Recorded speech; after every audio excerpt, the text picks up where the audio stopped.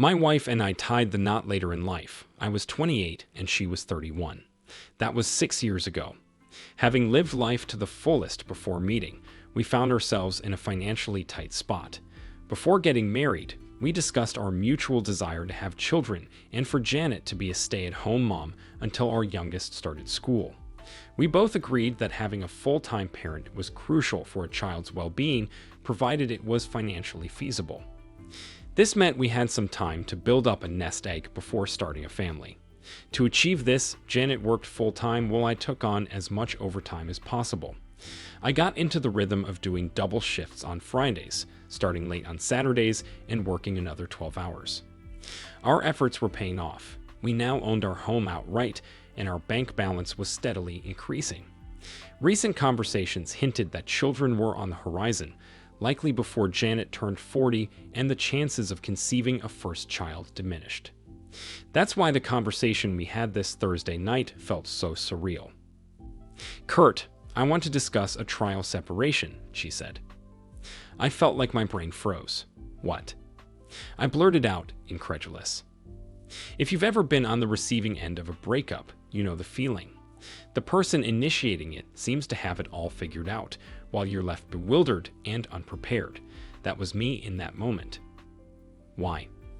I managed to ask, still trying to process what was happening. "I just think we need some time apart to rediscover ourselves and appreciate each other again," she explained. "Let's face it, Kurt, you're not as romantic as you used to be, and you seem to take me for granted. You always claim to be too tired to go out. Our intimacy has declined, and frankly, you've gained some weight. Don't you think a break could benefit us?" I was left speechless, grappling with her words and the suddenness of it all. Had I been more composed, I might have picked up on the subtle shift from us to me in her monologue. But in my current state, it completely eluded me. "How about we give it a month, Kurt?" she suggested. "Then we can reassess.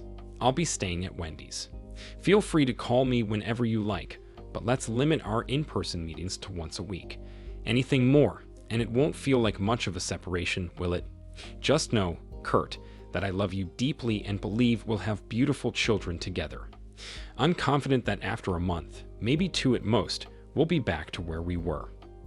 With that, Janet rose, fetched 2 suitcases from the back hall, and headed toward the front door. "Don't I get a say in this, Janet?" I stammered. "My decision is made, Kurt," she replied firmly. "Please sit down, Janet," I implored. Reluctantly, she returned to her seat. "Who is he, Janet?" I couldn't help but ask. "Oh, Kurt, I knew you'd jump to that conclusion," she sighed. "I love you, Kurt, and only you. There's no one else, so there's no need to bug my phones, follow me, plant a GPS tracker in my car, or hire a private investigator. In fact, if you were to do any of those things, I might interpret it as a lack of trust in me, and we have to reconsider our relationship." As she moved to rise once more, I instinctively grasped her arm and pulled her back down. "This isn't fair, Janet. You've had days, maybe weeks, to plan out your little speech and this impromptu move, but it's all new to me," I expressed, frustration tinging my voice. "What move, Kurt?" she queried, her expression finally mirroring some of the confusion I was feeling. "Can't you see that what you've done puts our relationship in jeopardy, Janet? This unilateral decision of yours smacks of contempt. I've always treated you as my equal partner, and I'd never make such a risky move without consulting you first." "What risk, Kurt? I love you and you love me. Where's the harm in taking a short break? If I miss you before the month is up, I'll come back in a heartbeat. And what do you mean by contempt?" She responded, her tone tinged with a mix of curiosity and concern. "What I mean is, you haven't given me the chance to explain myself," I countered. "For instance, we hardly go out together because I've been working overtime on Fridays and Saturdays. We agreed to the extra hours to improve our finances. Our intimacy has waned, partly because of the natural progression of our 6-year marriage and partly because I'm always exhausted. And as for my weight gain, it's because you suggested I take on the supervisor role for the extra income, which isn't as physically demanding as being on the tools. These are just my initial thoughts in the last 2 minutes. Can't you stay so we can talk this through properly?" "I'm sorry, Kurt. I promised Wendy I'd go out with her tonight," she replied softly, her resolve unwavering. With that, she rose, gathered her bags, and headed toward the door. All I could manage to utter was, "Just remember, Janet, you're still married." There was only a brief pause before she continued out the door without looking back. That night, sleep eluded me, leaving me unfit for the grueling 16-hour shift the next day. Despite my exhaustion, changing plans was out of the question. The afternoon shift supervisor had already made arrangements, relying on my promise to cover for him again. In my line of work, letting your guard down was not an option. Thus, I found myself in the wrong place at the wrong time on Friday night when a 35-ton loader nearly collided with me. I managed to throw myself out of harm's way at the last second, feeling the heat of the exhaust as I hit the ground. Adrenaline carried me through the remainder of the shift, exacerbated by hunger since Thursday, Janet's usual shopping day, had been skipped due to her packing. The next day, I was back on the job by 10 a.m., subsisting on sandwiches made from week-old bread. The following evening, I stopped at a 24-hour corner store for supplies. Upon arriving home after 11:30 p.m., I noticed the message light blinking on the phone. It was Janet, expressing how she missed me and thanking me for giving her space by not calling. She mentioned she'd be out late again that night and insisted I not call, leaving me feeling increasingly resentful.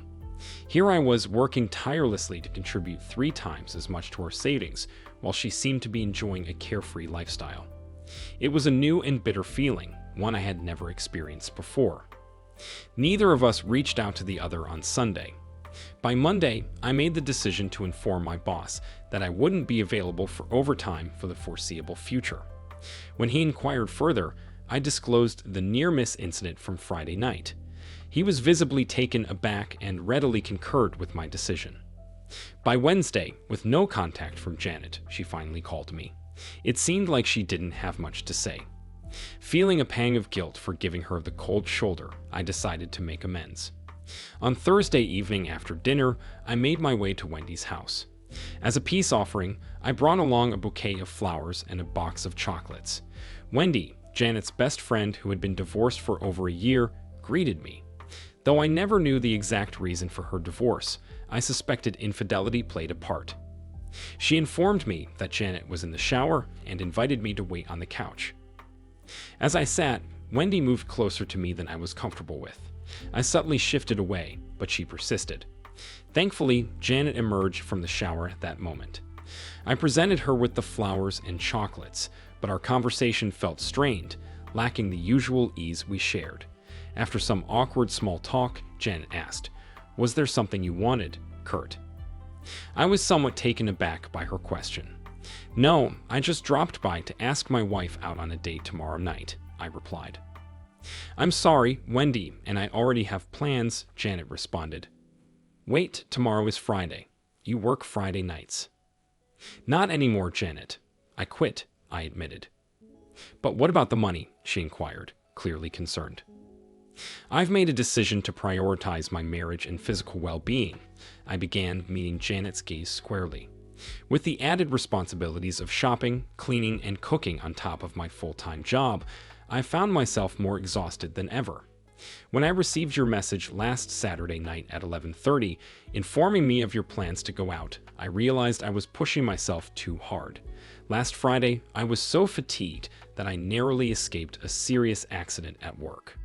Janet's expression shifted to one of shock, and she moved closer, enveloping me in a hug. "Please be careful, darling," she urged softly. "I'll need your little sperms in a few months' time." Her sentiment was interrupted as Wendy re-entered the room, bringing a sudden end to the moment. "Apologies for rushing you out, Kurt, but the girls will be arriving soon for a Tupperware party," Wendy announced, breaking the tension. I made a swift exit. There are some scenes a man was never meant to witness. Janet escorted me to the door, and in a moment of desperation, I pleaded, "Please come home, Janet. I miss you." "Give it another 3 weeks, Kurt, then we'll discuss it," she responded, her discomfort evident in her demeanor. Any hope that surged within me dissipated as she added, "Why don't you take a break from overtime for a month to regain your strength? We'll need the extra money. Kurt. I glanced at the flowers and chocolates still lying where she had casually tossed them and left without another word.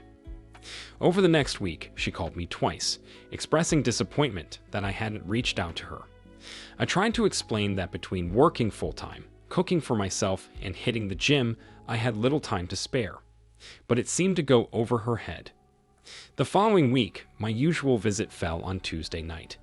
Once again, Janet was in the shower when I arrived.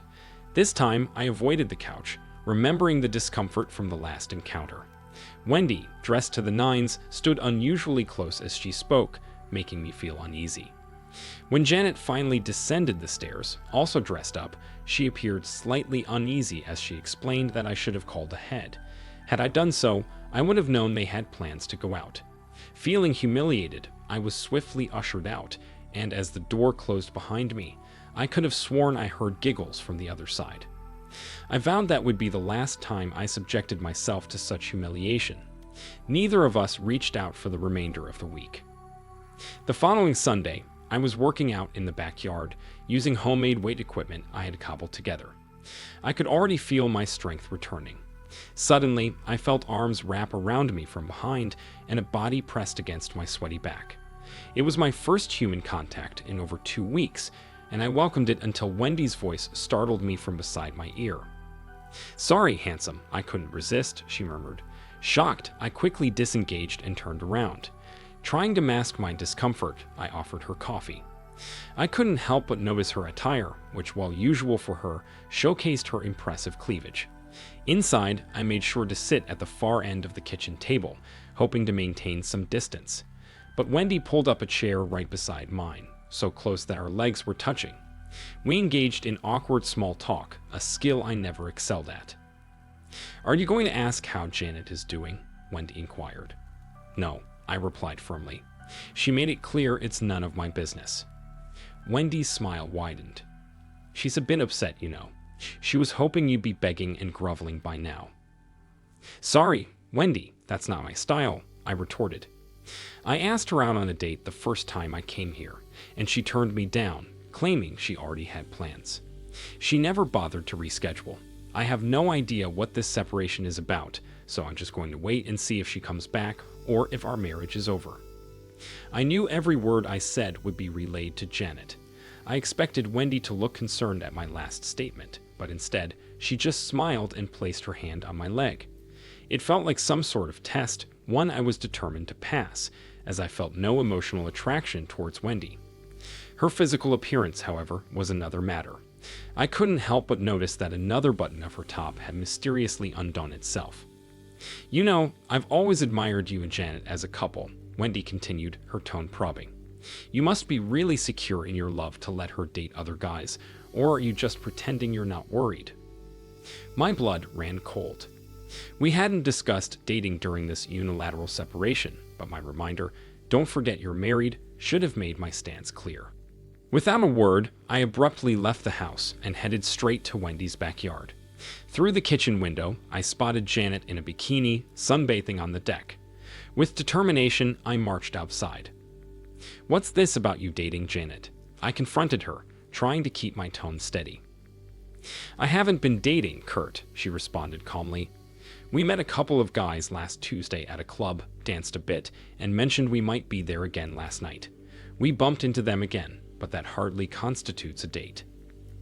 I expected Janet to appear concerned as she defended herself, but instead, she seemed determined. "And what happened last night, then?" I pressed.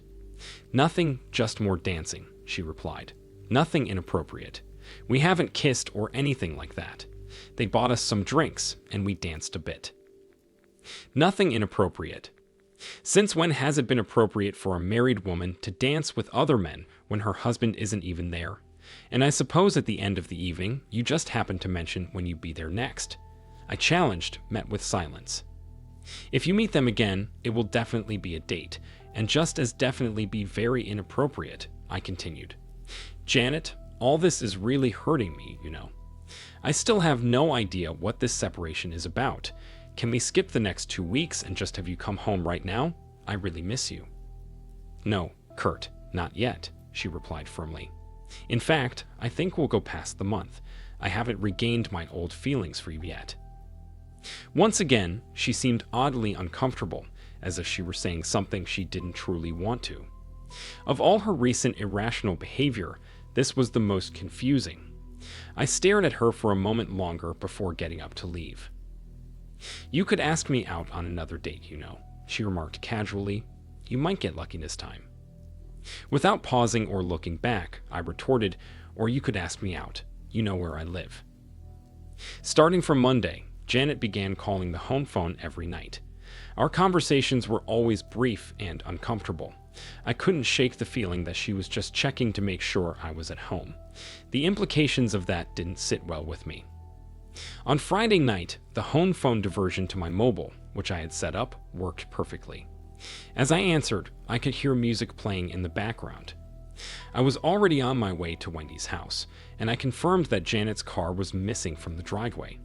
I decided to drive by the nightclub strip, about 10 minutes away from Wendy's, where I eventually spotted Janet's car parked in the corner of one of the bar's parking lots. Peering through the window of the bar, I spotted Janet and Wendy sitting alone in a booth. As I observed, 2 more girls joined them. One of them looked familiar, another friend of Janet's named Barbara, while the other was a stranger. I watched as Barbara introduced the newcomer to Janet and Wendy. Seizing the opportunity while they were distracted, I sneaked into the back corner of the bar and concealed myself at the far end. 10 minutes later, luck was on my side. The booth adjacent to the girls emptied out, and I quickly took the opportunity to sit down, making sure they weren't looking my way. By hunching slightly and positioning myself with my back to them, I remained completely hidden. With some effort, I managed to catch most of what was being said, with Barbara leading the conversation. "You're crazy, Janet. Based on what you've said, your Kurt seems much more romantic than my husband," remarked another voice, likely belonging to the stranger. "Yeah, I agree. I would have been grateful for even half of what you described getting from my ex," chimed in the stranger. Wendy interjected, "Don't you think Janet deserves better? I mean, just look at her. She's beautiful." Barbara added her opinion, "I don't know, guys. This sounds like a dangerous game to me. How do you treat him, Janet? Do you spoil him rotten? With all that overtime he works, he must be exhausted most of the time. Do you keep him in bed all Sunday, satisfying his every desire? If you were mine, I sure would." Janet, with her soft voice, replied, but I couldn't make out her words as the conversation carried on for several minutes. All I caught when Janet finished and Barbara resumed was, "Is that all? And you're making this guy fight for you?" At that moment, someone started the jukebox, providing me with the perfect opportunity to slip away to the restroom. When I returned, my booth had been taken, so I found refuge in my corner of the bar. As the bar filled up, I wondered how long it would be until the guys showed up. Over the next hour, I observed numerous men approaching the girls, attempting to strike up conversations, but all left disappointed. Then I noticed the stranger making her way to the bar. As she neared my corner, I made a show of making room for her. She smiled in response and ordered 4 drinks. Close up, she was quite attractive with short, curly brown hair and a friendly demeanor. As she waited for her drinks, she turned to, "So, do you come here often?"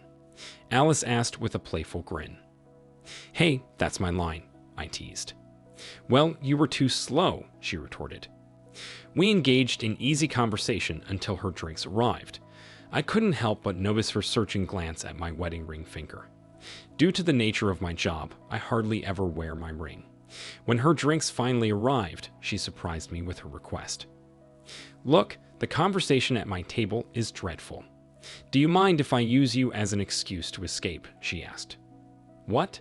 Do I mind if a beautiful girl talks to me? What do you think? I should warn you, though, I am married, but my marriage is in extreme difficulty. That's why I'm here," I admitted. "Wow. Well, thank you for your honesty. I'm just looking for companionship, so if it's still okay, I would still like to chat," she replied, flashing a smile at my mischievous grin. Alice returned a couple of minutes later, and we continued chatting easily for the next hour and a half. I kept glancing over to ensure we weren't being observed. I noticed a man had taken the vacant seat at the girls' table, and was buying all the drinks. Alice was delightful company, and we felt very comfortable together. At 11:30, Barbara approached us. I hadn't noticed her until it was too late to hide. She wore a vaguely puzzled expression on her face, and I knew the feeling. She recognized me, but couldn't remember where from.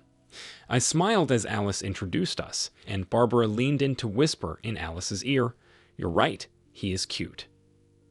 Janet has offered us a lift home. Do you want a ride? I offered, noticing the indecision on Alice's face. I've really got to get going anyway. Lovely to talk to you, Alice, I said, kissing her on the cheek. She blushed and left. As she reached the door, she turned back and handed me a business card with a smile before departing. I watched all three girls leave, leaving Wendy and the man at the table. Giving them a 5-minute head start, I decided to make my way out to the car park. 2 minutes later, my phone rang. The caller ID showed it was Janet ringing through the diverted home phone. After exchanging greetings, she asked why there was music in the background. "Are you having a party at the house?" she inquired. "I'm at a bar, Jules. I've spent the evening chatting to a beautiful girl," I replied. "What the hell, Kurt? Who said you could do that?" she exclaimed. "Are you implying that you're the only one free to date? Are you suggesting I'm not allowed to?" I shot back. "Well, you aren't. While you're married to me, I expect you to behave appropriately," she retorted. "So you're saying you didn't call me from a bar earlier?" I challenged. "Well, yes," she admitted. "And I suppose those guys from last time didn't show up, did they?" I pressed. "No, yes, maybe." "Look, Kurt, I told you I'm not dating," she replied, her tone uncertain. It was somewhat reassuring to know that I wasn't the only one confused. "Look, Janet, can we please cut this crap and go back to how it was before? Come home now, I'll meet you there," I pleaded. There was a pause before she responded, "No, I'm sorry, Kurt. I'm just not ready." "Okay, just come for the night, then," I suggested. "No. Sorry, Kurt. I'll call you later," she said before hanging up. An hour later, I was on the brink of sleep when I heard the garage door opening. I bolted out of bed, my heart racing with the hope that Janet had changed her mind. Peering out the window, I saw Janet's car parked across the street. As the garage door closed, I realized she had just come to check if I was home before driving off again. Disheartened, I returned to bed, my mind swirling with the confusion of the evening's revelations. With no clear understanding of what everything meant, I couldn't shake the feeling that things were spiraling out of control. The following Saturday afternoon, Wendy paid another visit. I confronted her about Janet's behavior, but she denied any knowledge, albeit unconvincingly. When she attempted to get close to me, I anticipated her move and kept her at arm's length. "What are you doing, Wendy? I'm married to your best friend, for God's sake," I scolded. "For now, Kurt.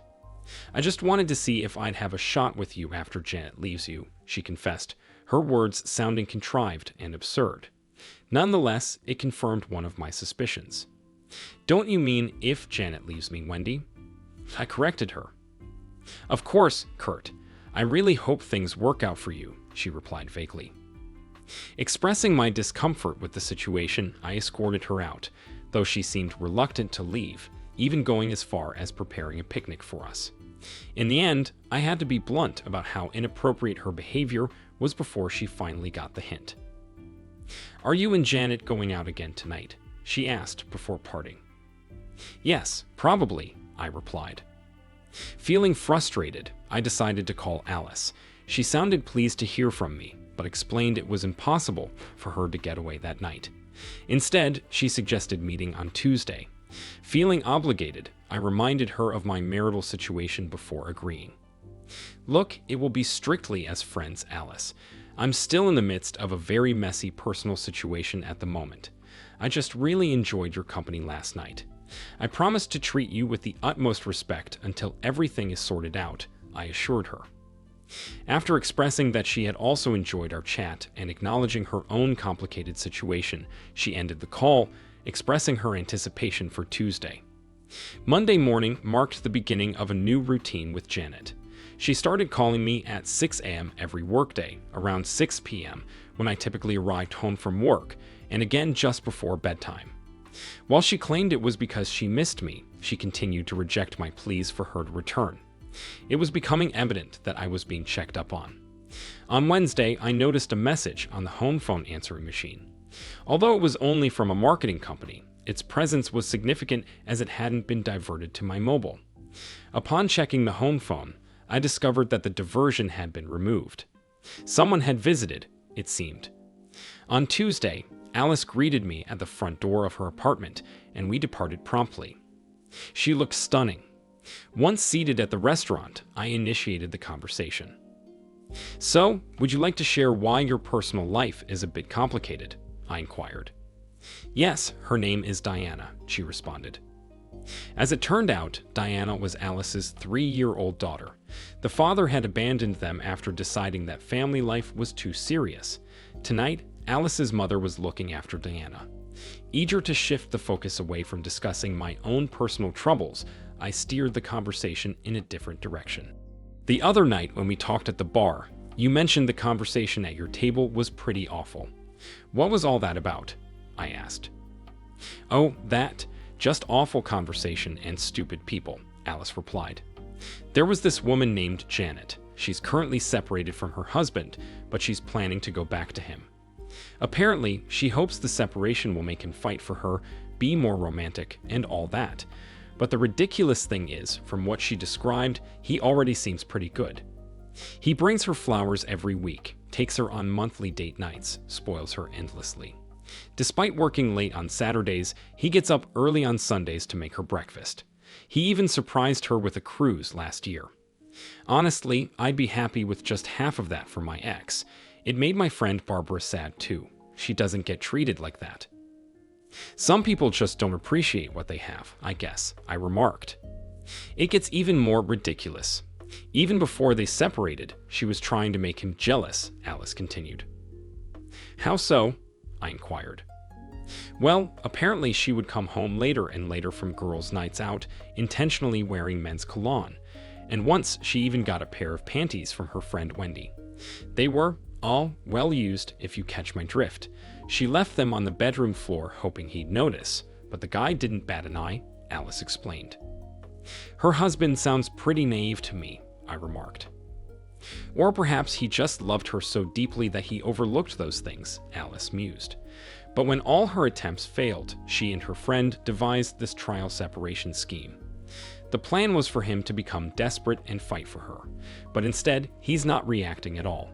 Good for him. When he didn't respond as expected, they decided to take it up a notch. She stopped contacting him, and he ignored her.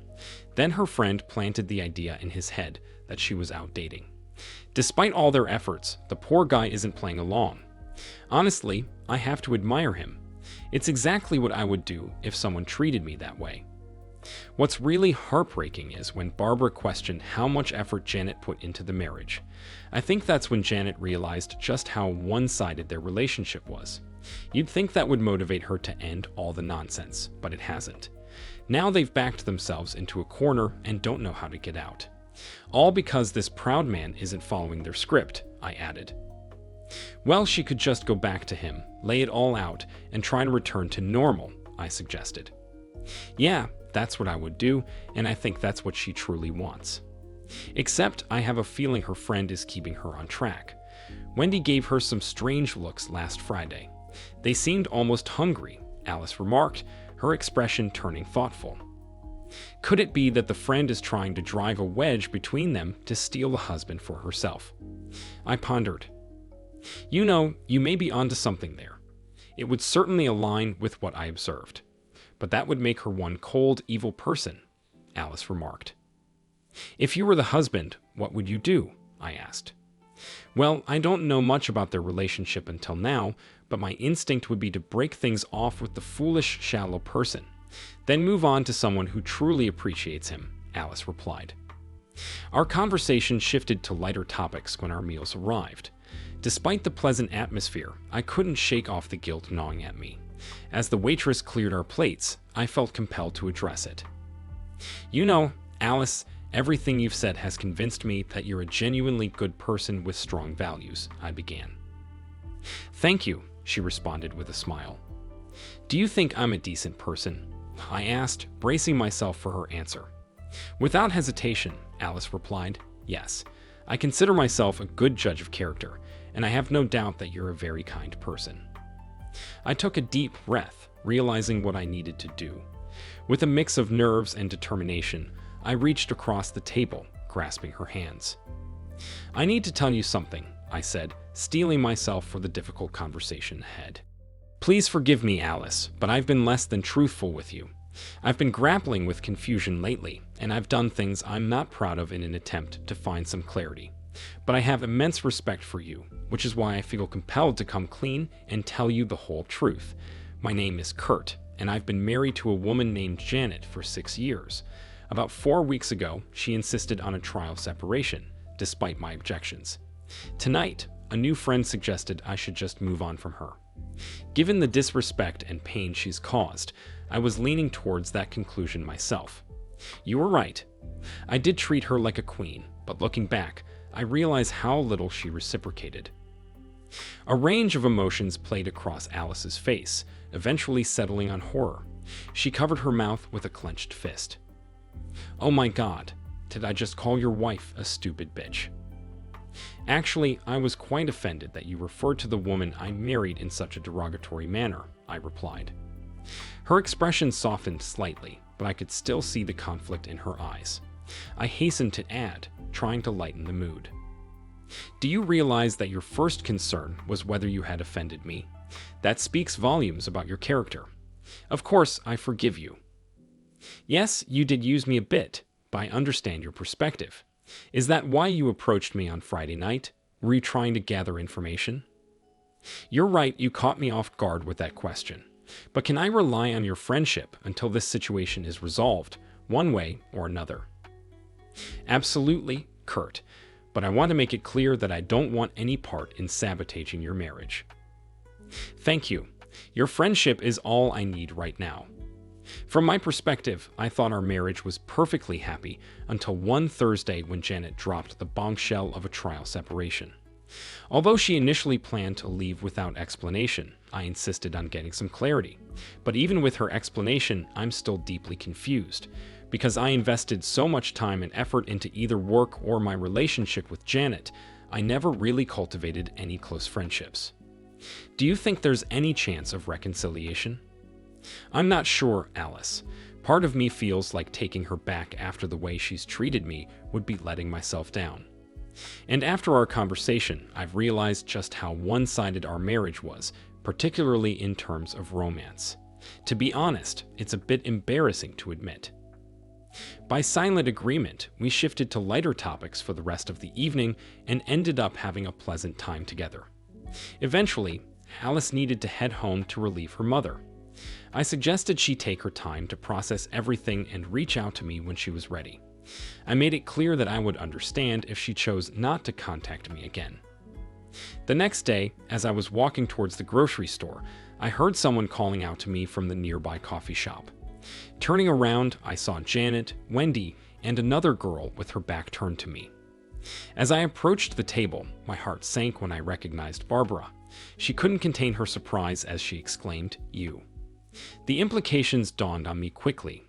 Janet would soon realize I had been spying on her, and she would know that there were no men involved in her Friday night outing. Depending on what Barbara said, Janet might even deduce that Alice had revealed everything. Surprisingly, I found myself not as worried as I thought I would be. I made a brief, polite excuse to leave, citing the need to head home and cook. I observed Janet's reaction for any signs of guilt, but it seemed to go unnoticed by her. The expected phone call finally came later that night, around 9:30, when I was almost asleep and not exactly in the best state to have a conversation. "Kurt, didn't I warn you about spying on me? Your actions demonstrate a lack of trust and respect towards me," Janet reprimanded. "From my perspective, Janet, you initiated this separation without giving me any explanation. Wouldn't you expect me to try and understand what's happening?" "It's still a breach of our agreement, Kurt." "Your agreement, Janet." I let my words hang in the air for a moment, hoping she grasped the distinction. But her response took an unexpected turn, veering into philosophical territory. "Kurt, I'm just struggling to make sense of all this. This trial separation isn't unfolding as I envisioned. I'm uncertain if my love for you matches what's necessary. I propose we extend it by another month or two to see how things develop." She paused, seemingly anticipating my reaction. I chose to remain silent. If her intention was to provoke me into a heated response, she'd be disappointed. This extension seemed like another attempt to push me to try harder. It reminded me of the saying, "If at first you don't succeed, try again." Although I preferred the mining variant. "If at first you don't succeed, try more explosives next time." But this extension felt weak and uninspired. "Okay, Kurt, I didn't want to resort to this, but I think it's fair. I believe I should be allowed to date other men. Maybe that will help me appreciate your value and reignite my feelings for you." Once more, she paused, seemingly awaiting my outburst. But this time, my silence wasn't a calculated move. I was simply left speechless. When I finally found my voice, I chose to withhold it. I realized that whatever I said in that moment was unlikely to resolve anything. "Are you still there, Kurt?" she queried. I remained silent, grappling with my thoughts. Part of me wanted to lay out the full extent of my knowledge, but I also recognized that she needed to arrive at her own decision for the right reasons. Revealing everything might lead her back, but it wouldn't address the underlying issues. "Kurt," she pressed again. "I believe dating would be a grave mistake, Janet," I finally responded, my tone firm. "Let me be unequivocal about this. If you choose to date or engage in any behavior that violates the boundaries of marriage, meeting a man repeatedly, dancing with, touching, or kissing another man, I will interpret it as your withdrawal from our marriage. Do I make myself clear? I'm uncertain if our marriage can be salvaged even if you return today, but I'm willing to try. Will you please come back where you belong, Janet?" This time, the silence was hers. "Well, Kurt, I don't believe you're in a position to dictate terms," she retorted sharply. "You don't own me. I think I'm entitled to seek the romance and companionship I've been missing out on for the past month." At this point, I seriously began to question Janet's state of mind. Did she not realize that the reason she was missing romance was because she had left the one who had been romancing her? "So, Janet, you're still intent on opening up this marriage, are you?" I pressed, unable to fathom her logic. "You never provided me with a reason for this separation that made any sense to me. The closest theory I could come up with was that you were trying to make me work harder, to put more effort into our marriage. But I dismissed that as too disrespectful. One benefit of your absence is that it's given me time to reflect. I now realize that I've been the one putting in significantly more effort into our relationship than you have.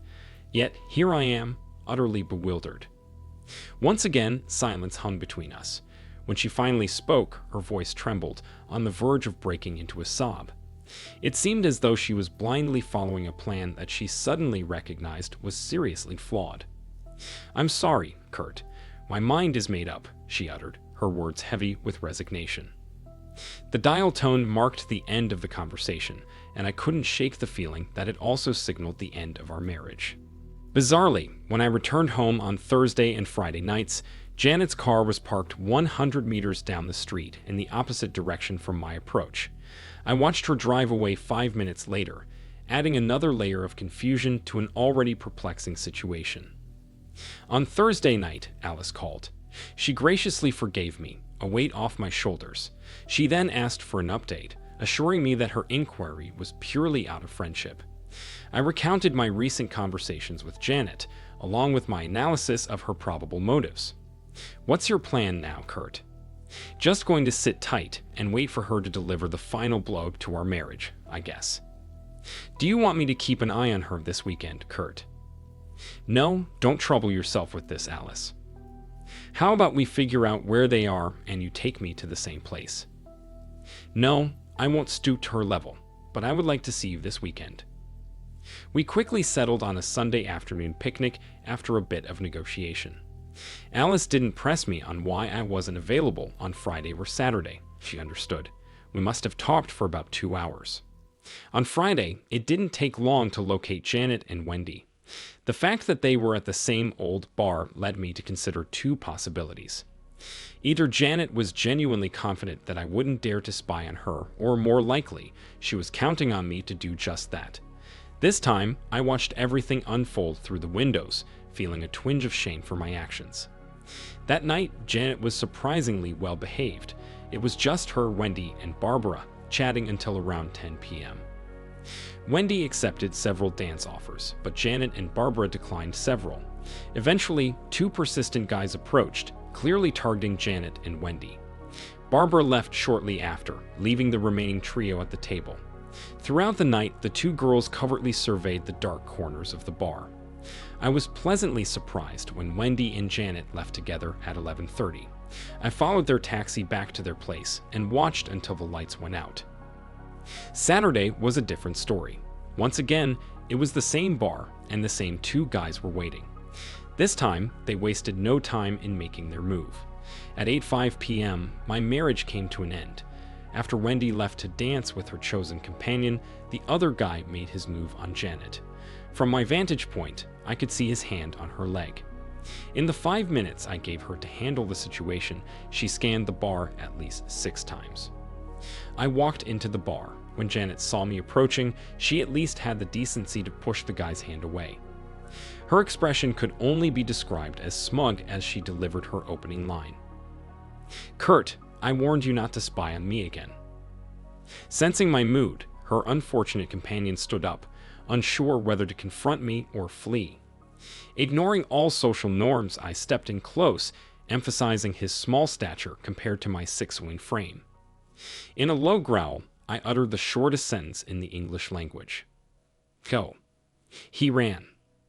Keeping my gaze fixed on Janet's face, I sat down in his vacant seat and pulled out a roll of papers from my breast pocket. "These are papers for a mutually agreed divorce. I've already filled them out. All you have to do is sign them.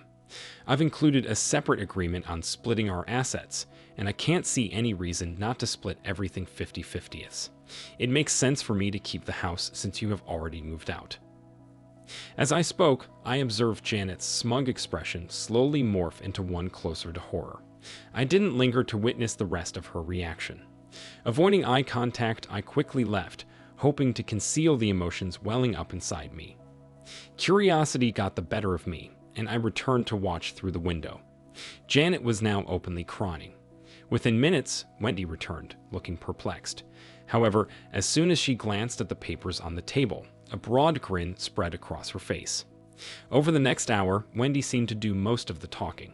15 minutes into their conversation, Janet's tears subsided, and an hour later, she appeared remarkably relaxed. Wendy's influence was unmistakable. Somehow she had managed to convince Janet that their scheme was progressing as planned. That night, sleep evaded me once again as I braced myself for the inevitable final confrontation.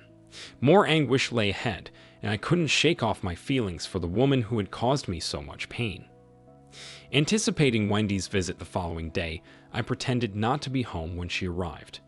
Ignoring her persistent phone calls, I waited in silence, expecting the impending confrontation. Surprisingly, there were no calls from Janet. At 1:30 p.m., I found myself knocking on Alice's door, holding a bunch of red roses. As soon as she laid eyes on the flowers, she enveloped me in a warm hug, offering a sense of comfort amidst the turmoil.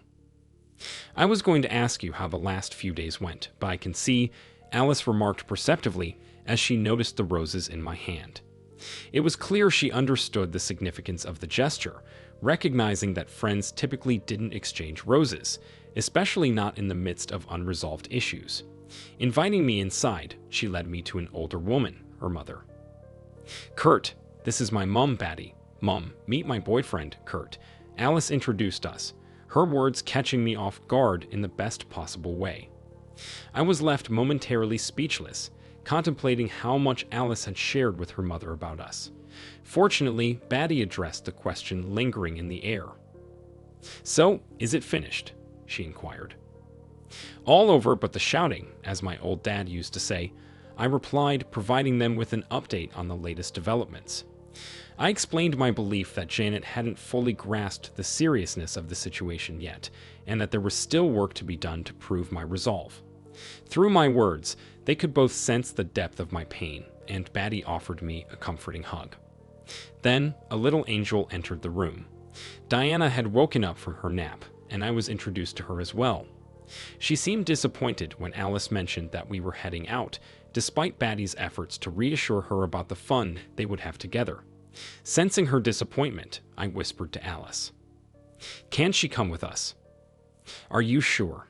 she asked, surprised by my suggestion. "You're a package deal, and I accept that," I affirmed. "That would be great. It tears me up to be away from her all week while I'm at work, so I like to spend all weekend with her," Alice explained, her eyes reflecting her gratitude. Diana's face lit up with joy upon hearing that she could join us for the afternoon. We had a wonderful time by the river, enjoying the sunshine and each other's company. Alice teased about feeling a bit left out, but the wide grin on her face told me it was all in good fun. After dropping both ladies home, I was welcomed by Batty, who had prepared dinner. I bid Alice farewell with another gentle kiss on the cheek before heading home. As I arrived, I sensed Janet lurking in her usual spot nearby. Before I could even open the front door, she pulled into the driveway. Stepping out of her car, she handed me the papers I had given her on Saturday, signed and witnessed. "Here you go, Kurt. Signed and witnessed. Good night," she stated, catching me off guard. With that, she retreated to her car, leaving me stunned, but her departure was interrupted by a bold proclamation. "Now that I've called your little bluff, maybe you can ask me out on a date this week sometime. I'm free on Wednesday," she called out before driving off. In that moment, I realized that Janet operated on an entirely different wavelength. If it was truly all over but the shouting, then it seemed like the shouting was going to be one chaotic mess. The shouting began on Monday evening. Wendy was waiting for me in the driveway as I returned from work. Before I could react, she planted a kiss on my lips. Pushing her away firmly, I exclaimed, "Listen, once and for all, I am not the slightest bit interested in you, Wendy." Before Wendy could even react, Janet's car came roaring into the driveway, tires screeching. Wendy attempted to dart away down the driveway, but Janet's vehicle blocked her path. As the car rolled to a stop, Janet flung open the door, knocking Wendy to the ground. Despite Wendy's attempts to rise, she was struck hard on the side of the head by Janet's enraged slap, sending her back to the ground. Wendy wisely chose not to get up this time. In normal circumstances, staying down would have been a wise move, but facing an enraged Janet, who had just realized she'd been deceived, it was a dangerous choice. Janet unleashed her fury on Wendy, kicking her repeatedly. I knew better than to intervene. Janet's wrath was like that of a wild animal. When Janet showed signs of exhaustion but continued to seethe with anger, I risked stepping in to restrain her. At that moment, a police car happened to pass by. Janet and I were both cuffed, and an ambulance was summoned for Wendy's injuries. Janet was interviewed first, her shouts echoing from where I sat in the holding cells. Eventually, they transferred her to the cell across from mine. When it was my turn, I recounted the full story to the police, attempting to convey that Janet's actions were provoked. It felt like the least I could do. I was released with an apology at 11 p.m. On Monday, I went to work as usual, grateful for the sanctuary of being over a mile underground where cell phone signals couldn't reach. On my way home, I updated Alice over the phone. She invited me for dinner again and relayed a request from Diana. Could that nice Kurt read me a bedtime story tonight? Arriving home later than usual, I stopped by Wendy's parents' house to speak with them. I explained what I knew about their daughter's manipulation of my wife. Surprisingly, neither of them seemed shocked.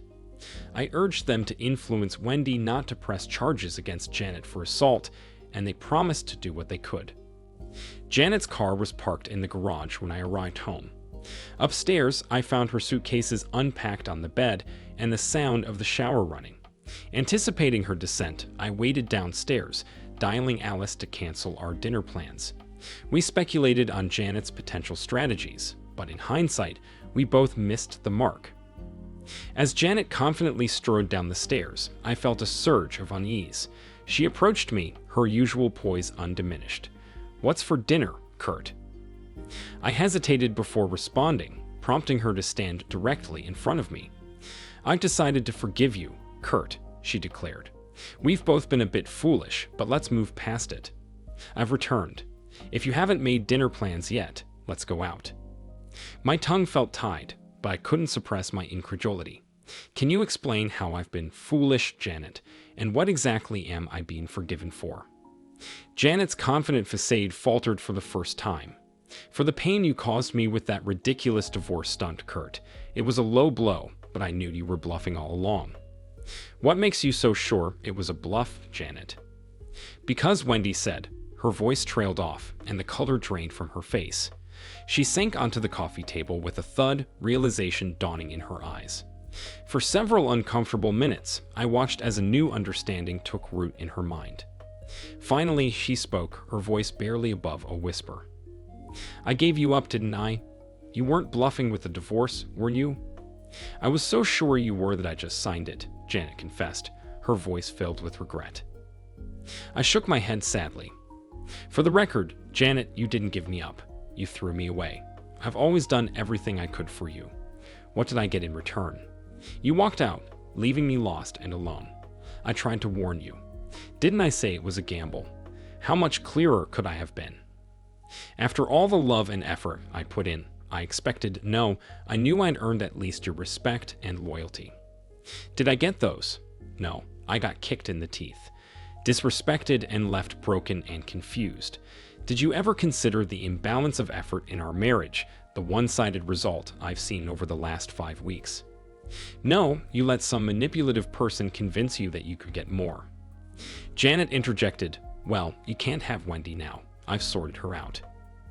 I was taken aback. "Look, this has nothing to do with Wendy." I realized at one point that this was all just a ploy on her part to drive us apart, but I've never considered her anything other than the manipulator she is. "So we're all right, aren't we, Kurt?" Janet asked, hopeful. This was the moment of truth. "No, we're not okay, Janet.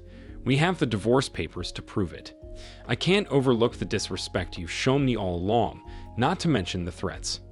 I have to tell you, when you threw me away, someone else picked me up."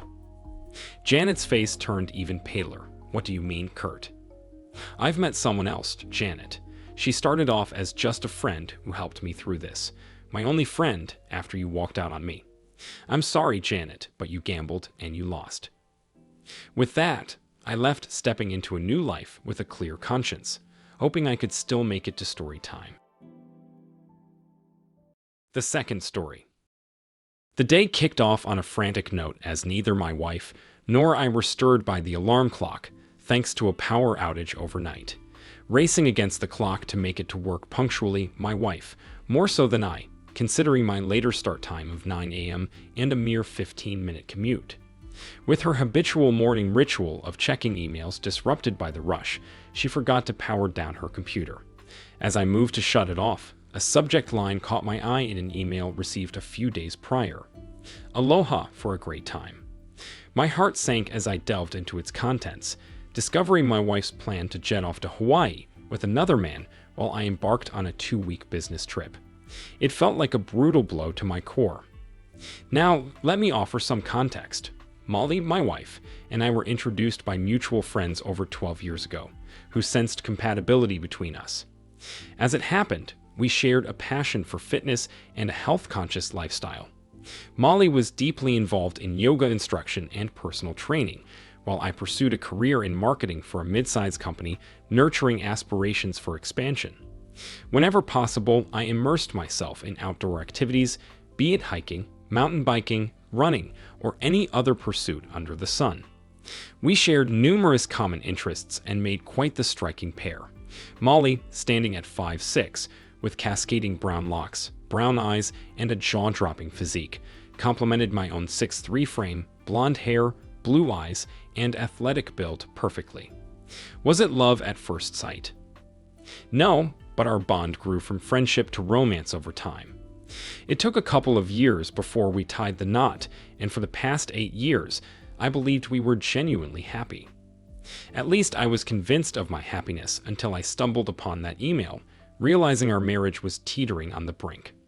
It appeared that this guy, Martin, and Molly had been scheming this romantic escapade for quite some time. She was well aware of my upcoming business trip, a pivotal opportunity for both myself and the company. I was slated to be away for 2 weeks with a select group, aiming to secure several significant accounts. Success could mean a promotion and a substantial increase in salary. However, as I absorbed the contents of that damning email, such career aspirations paled in comparison. Determined to unearth the truth, I delved into Molly's inbox, searching for clues about Martin. Conveniently, she had stored all their correspondence in a folder labeled Trips. Molly wasn't particularly tech-savvy, but my daily interaction with computers provided me with a navigational advantage. It quickly became apparent that she had been entangled with this individual for the past 6 months. But why? I racked my brain, unable to pinpoint any glaring signs of discontent in our marriage. Our life together seemed idyllic, characterized by mutual enjoyment of each other's company. What could have driven her into the arms and bed of another man? My mind raced as I prepared to head to work, but before leaving, I made sure to copy all the saved emails onto a thumb drive. I needed time to digest the contents and gather more information about Martin, perhaps even uncovering the motivations behind Molly's actions. After shutting down her computer, I hurried off to work, consumed by thoughts of her and this mysterious Martin. Initially reeling from the shock of discovery, anger began to simmer within me, igniting a desire for revenge on an unprecedented scale. I've never been one for violence or vendettas, but this betrayal cut deeper than I could bear. While part of me yearned to trace the origins of this affair, I ultimately dismissed the notion. Instead, my focus shifted to learning more about Martin and devising a plan to shatter their worlds with a very public humiliation. I had 6 weeks to orchestrate something unforgettable. Upon arriving at work, I shut myself in my office and let my mind churn. What I needed was not just information on Martin, but also the intricate details of their impending trip. Gradually, an audacious idea began to take shape, a plan to sabotage their journey before it even began, exposing their affair in a manner that would leave Molly unable to deny it. It was risky, but the thought of her facing the consequences of her actions spurred me on. As the day progressed, I managed to squeeze in some actual work amidst my incessant contemplation of the plan brewing in my mind. When it came time to leave, I lingered in my office for over an hour, meticulously outlining the necessary steps and potential risks involved. I knew that if things went awry or my involvement was exposed, it could spell jail time. Yet I was willing to shoulder that risk for the sake of justice. To gather more intel on Martin, accessing Molly's email and computer was imperative. Initially, I considered downloading software to crack her passwords, but swiftly abandoned the idea. Leaving behind any digital trace was too risky. If an investigation were to ensue, I couldn't afford for my involvement to be uncovered. Thus, I resolved to acquire the information in a manner that couldn't be traced back to me. Over the next few days, I took precautionary measures. I purchased disposable cell phones from various stores located miles outside of town, paying in cash. Additionally, I invested in a small laptop for anonymous use at locations with free Wi-Fi, ensuring my activities remained unconnected to both work and home. Equally, I procured wireless video cameras and bugs to discreetly place around the house, hoping to capture any incriminating conversations between Molly and her paramour. The thought of them engaging in extramarital activities chilled me to the bone, but it was a necessary risk in gathering vital information for my plan to unfold. As time elapsed, I made a conscious effort to maintain an appearance of normalcy around my wife, ensuring she remained unaware of my suspicions regarding her affair. It was challenging, but gradually it became second nature to smile affectionately at her, all the while seething with resentment at the thought of her with another man. Perhaps I missed my true calling as an actor. During this period, I took precautions to ensure my actions couldn't be traced back to me.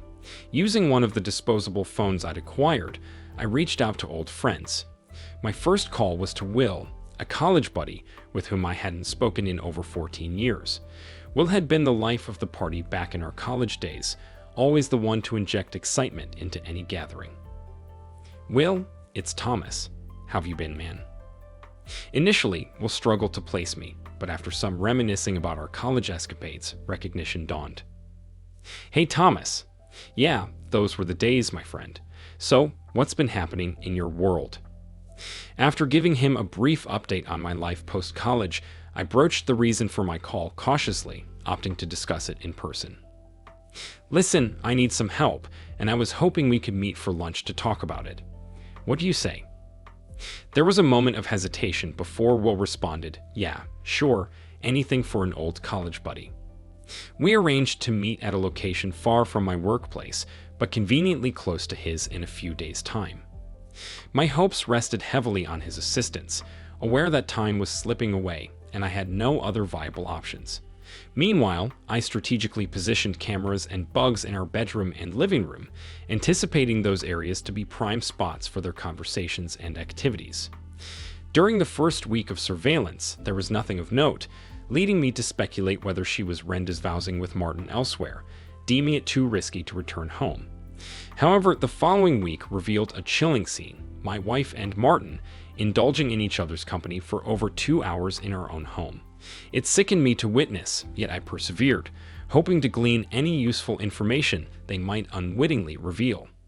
Yet their conversation yielded nothing substantial. Upon checking the cameras the next week, I discovered that they had returned once more. However, this time, it wasn't for intimate liaisons, but rather to discuss their forthcoming trip.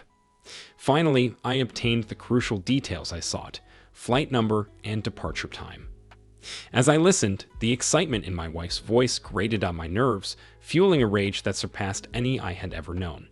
While thoughts of violence briefly crossed my mind, I swiftly dismissed them. Instead, I desired a more enduring form of punishment, a lifetime of misery for both of them. In my darkest fantasies, I envisioned confronting my soon-to-be ex-wife on her deathbed decades from now, relishing the opportunity to reveal how I had sabotaged her dream trip to Hawaii. I pictured the shock and despair in her eyes as I delivered the final blow before walking away, leaving her to contemplate the ruin I had wrought upon her life. This revenge would be my legacy, haunting them until their dying breaths. With a renewed sense of determination, I acknowledged there was still one crucial task left to complete, albeit one fraught with risk. Through my investigation, I uncovered more about Martin's character. He and my wife shared a workplace as personal trainers at the same health club, and it appeared he had a notorious habit of engaging with married women. Well, that pattern was about to meet its demise in a very unpleasant fashion. Martin resided in a nearby condo complex, not far from the health club.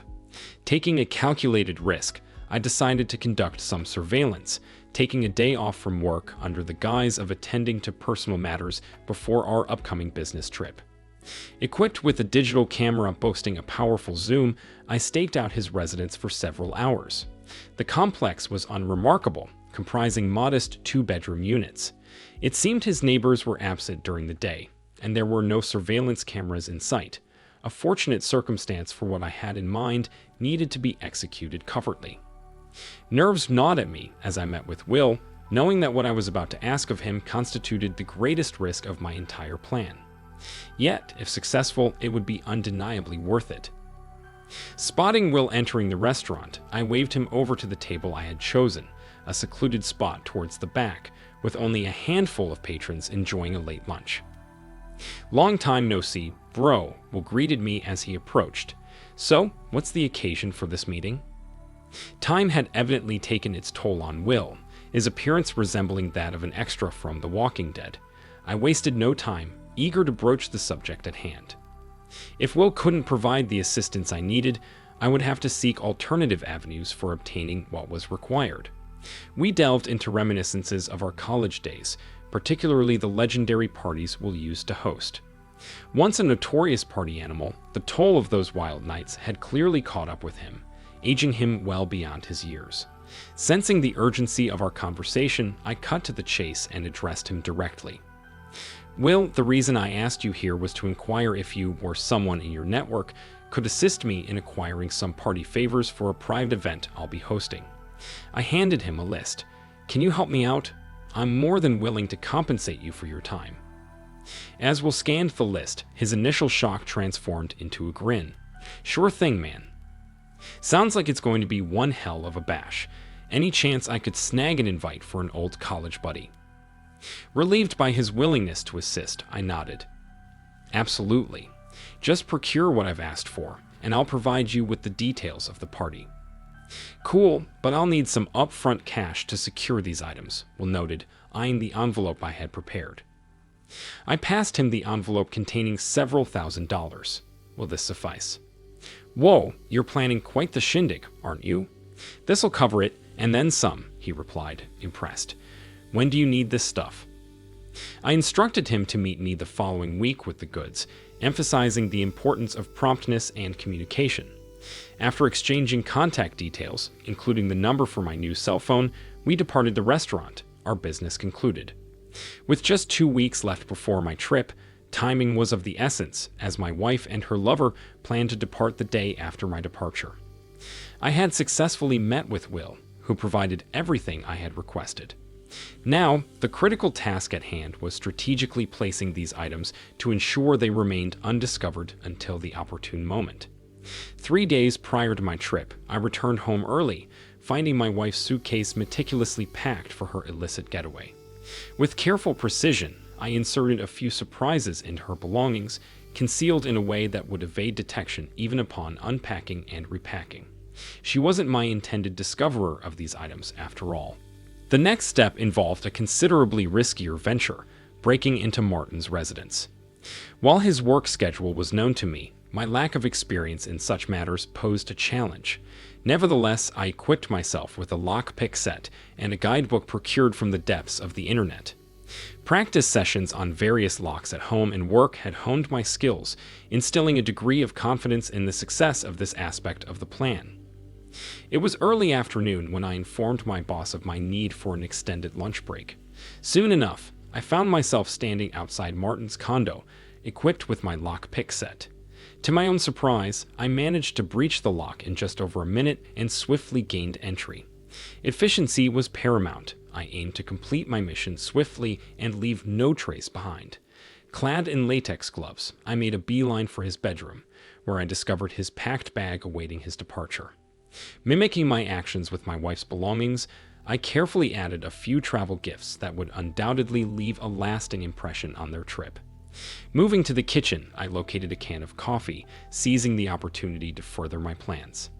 Emptying the contents into a mixing bowl, I discreetly inserted a few packets before refilling the can and restoring it to its original position.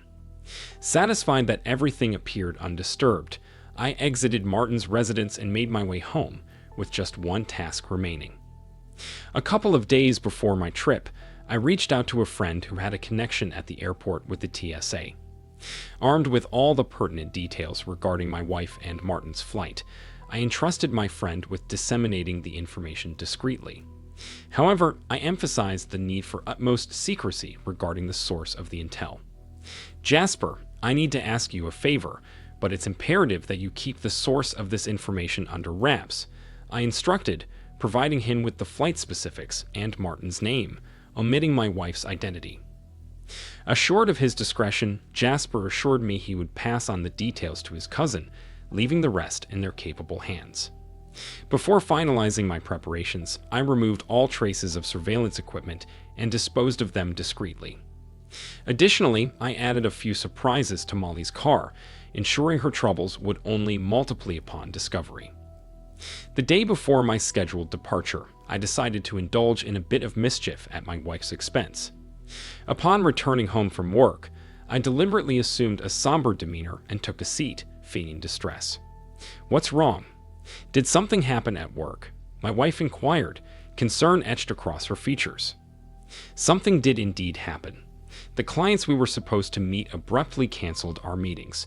Now it seems I won't be embarking on that trip, and the company will miss out on a significant opportunity for growth, I replied with feigned indignation. I observed the shock and apprehension flicker across her face, confirming my suspicions that she was anxiously contemplating ways to ensure my departure so she could indulge in her escapades with Martin in Hawaii. Can't they still send you and attempt to salvage the situation with the clients? After all, you and your team have invested considerable time and effort into this project. It would be a shame to see all that hard work go to waste, she suggested, unwittingly provoking my ire with her mention of shame. She, of all people, had no right to speak of such things, especially considering her own actions. Suppressing a chuckle, I decided to put an end to her distress. "Just teasing, honey. The trip is still on. Don't worry," I reassured her. Relief flooded her features, and she offered a relieved smile. "You really had me going there for a moment. So, are you all packed?" "Yeah, just a few final items to add to my carry-on, and I'll be ready to go.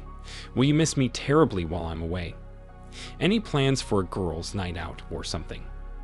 I quipped, struggling to contain my simmering anger. "No, nothing planned. I'll just be here eagerly awaiting the return of my loving husband," she replied, her words nearly causing me to burst into laughter, if not for the seething rage brewing beneath the surface. The following day, my wife drove me to the airport for my departure. Before parting ways, I pulled her close for a long, impassioned kiss, knowing it would be the last one we'd share. With a sense of finality, I bid her farewell and joined the rest of my colleagues as we boarded the flight. The journey was uneventful, and upon arriving at our destination and checking into the hotel, I placed a call to the house, utilizing the hotel room phone. Receiving no answer, I left a carefully crafted message, feigning distress. "Honey, I've made a foolish mistake. I left my phone in the cab, and I won't be able to reach you until it's returned or replaced. If you need to contact me, please leave a message at the front desk, and I'll be sure to return your call later this evening." Of course, I hadn't actually forgotten my phone. It was a deliberate ploy to avoid her calls. The following day, I ensured my phone remained switched off during my meetings with clients, preventing any interruptions. Upon returning to the hotel room, I checked for messages but found none, leading me to speculate that perhaps her calls had been intercepted by airport security. As the meetings progressed, exceeding even our initial successes, we concluded early and returned to the hotel. Upon accessing the messages on the hotel room phone, I noted one from my wife, another from her father, and a surprising third from a DEA agent, a development that brought a satisfied smirk to my face. Turning to my cell phone, I discovered several messages awaiting my attention. Listening to the messages on the hotel phone, I maintained a facade of concern as I absorbed the distressing news. My wife's tearful plea for help echoed through the receiver, pulling at my heartstrings despite my inner satisfaction. Following her message, my soon-to-be ex-father-in-law's voice crackled through the line, conveying urgency as he relayed my wife's arrest and desperate need for my presence. Lastly, the DEA agent's stern tone cut through the air, detailing the gravity of the situation surrounding my wife's drug-related charges. Despite my inward elation, I concealed my true emotions behind a mask of seriousness, aware of the need to maintain appearances among my colleagues. The plan had unfolded seamlessly thus far, but I understood the importance of feigning shock and concern to avoid any suspicion falling on me. The following morning, I reached out to my boss, vaguely alluding to a pressing family matter without divulging specifics. Graciously, he granted me leave to attend to the emergency, emphasizing the importance of my swift return to finalize our deals with the clients. Without delay, I boarded the earliest flight back home, eager to execute the next phase of my scheme. Upon touchdown, I retrieved my lost cell phone and dialed my father-in-law's number, ready to play my part in the unfolding drama. "What in the world is happening? I received your message, but I can't wrap my head around it. Molly arrested on drug charges? That's absurd. She's never been involved with drugs. Where did this happen? At the health club?" I interjected, though I already knew the answer. "No, she was traveling with a friend to Hawaii, and they were stopped at security. Illegal drugs were found in her possession and her friends," her father responded, his voice laden with embarrassment. "Wait a minute. Hold on. She told me she'd be at home, that she had no plans. Who is this friend she was supposed to be going to Hawaii with? I bet one of her girlfriends talked her into it, leading to this mess," I speculated, my frustration mounting. Her father hesitated before replying, No, it wasn't with one of her girlfriends. The important thing, Thomas, is that she's in trouble and needs our help. She loves you, and I know you love her, so..." I cut him off abruptly, unable to contain my amusement. "What aren't you telling me, Dad? Who was she traveling with?" I demanded, relishing the moment. There was a pause before he cleared his throat uneasily. "She was traveling with a man, Martin someone. He's also been arrested, but..." So let me get this straight. I interrupted once more, my tone incredulous. My wife, your daughter, was jetting off to Hawaii with another man while I was working hard to provide for us, and she ends up getting arrested for drug possession. Is that what you're telling me? Yes, unfortunately, that's what I'm telling you, he confirmed reluctantly. After a prolonged silence, I finally spoke, my tone firm and resolute. Okay, I need to speak with her lawyer first, then this DEA agent, and finally with her directly. Once that's done, we'll reassess the situation. But she had better have a damn good explanation for why she was planning to fly to Hawaii with another man and why drugs were involved. Without waiting for a response, I ended the call abruptly. Upon arriving home, I discovered a barrage of messages awaiting my attention. Listening to each one in turn, I noted the expected message about my misplaced cell phone, followed by a series from Molly, pleading for contact while I was away on my business trip. Numerous messages from her father and her lawyer also demanded my immediate attention. I promptly reached out to the lawyer, scheduling an appointment for the following morning, and then contacted DEA agent DeFranco, agreeing to meet him at his downtown office later that afternoon. After a hasty cleanup, I headed out, my mind racing with thoughts of whether I had covered my tracks effectively to avoid any repercussions. Before I knew it, I found myself seated in what seemed like an interrogation room, Agent DeFranco entering with a folder in hand. I'm glad you could make it. I have some questions regarding your wife that I'm hoping you can shed light on, he stated, glancing at the contents of the folder. I can assure you, my wife has never been involved with drugs. In all the time I've known her, she's never even touched anything illegal. She's a yoga instructor, for God's sake. Why would she be mixed up in drugs? I maintained, injecting a touch of indignation into my tone, though Agent DeFranco remained unfazed. People make foolish choices for various reasons, he countered, still fixated on his paperwork. Did you have any knowledge of your wife's plans to travel to Hawaii with this man, Martin? She claimed he was just a friend, but Martin insists they were embarking on a romantic getaway. Do you know him? Were you aware of her infidelity or the drugs? His gaze pierced through me, demanding answers. Taking a moment to compose myself, I responded evenly, I had no inkling of any of this until I spoke with my father-in-law earlier today. But I'm finding it difficult to believe. She must have been manipulated into this. She's too good a person to be involved in such things. I treaded cautiously, wary of tipping my hand. I knew Agent DeFranco was skilled at detecting deception, so I chose my words carefully. He sighed, his expression grave. Unfortunately, it seems you were unaware. Your wife was indeed involved in an affair with a drug dealer. We've already conducted a search of his premises, uncovering further evidence. And soon we'll be executing a search of your residence as well. You can choose to cooperate and grant us access, or we'll obtain a warrant. Either way, we'll be conducting the search shortly. Despite the advice her lawyer would likely have given against it, I agreed to the search of our home. It seemed a strategic move for self-preservation, showcasing my transparency and lack of intent to conceal anything. Soon, the house was swarmed with DEA and FBI agents, along with a couple of their canine companions, meticulously combing through our belongings. They confiscated a few items, including pill containers from the medicine cabinet. The following day, during my meeting with Molly's lawyer, I recounted my encounter with DeFranco and the subsequent search. His reaction was less than pleased. If you're approached by any law enforcement officials again, I must insist on being present before you provide any answers. Is that clear? He instructed firmly, to which I silently acquiesced. Growing increasingly frustrated, I asserted, let me make one thing abundantly clear. I demand to know every detail leading up to my wife's arrest.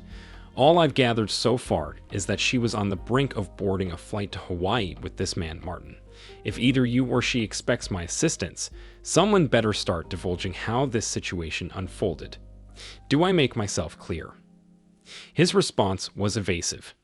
You're aware I can't discuss your wife's case with you. With that, I abruptly exited the room. Later, I visited the jail where Molly was being held, requesting to see her. In a room filled with several other inmates meeting with family or lawyers at round metal tables bolted to the floor, I observed her arrival.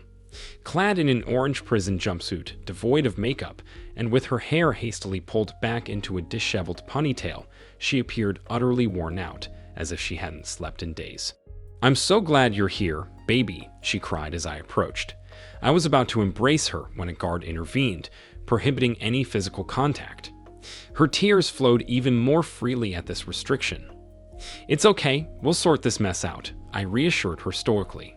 "But right now, I need to hear your side of the story. How did you end up on the verge of flying off to Hawaii with this guy?" She continued to sob. "Thomas, I'm so sorry. I'm so sorry." "So it's true," I stated flatly. "You were having an affair with this guy, Martin, this drug dealer. How could you? Weren't you happy with me? Don't you love me? I just don't understand. You and him, coupled with the drugs, what were you thinking?"